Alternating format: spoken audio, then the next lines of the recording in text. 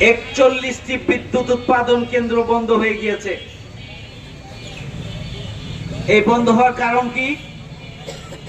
জ্বালানি তেলের অভাব, জ্বালানির অভাব, গ্যাসের অভাব, কয়লার অভাব, অর্থ সংকট এবং সঠিক ব্যবস্থাপনার অভাব।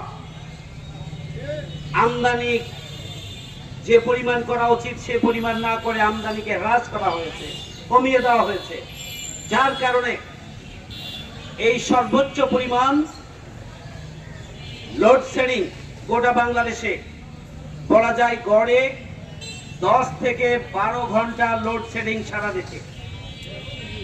ঢাকায় এবং চট্টগ্রামের মূল শহরে সরকার পরিকল্পিতভাবে লোডশেডিং নিয়ন্ত্রণ কিছুটা করছে, যাতে করে রাজধানী থেকে আন্দোলন শুরু হয়ে সারা দেশে ছড়িয়ে না পড়ে।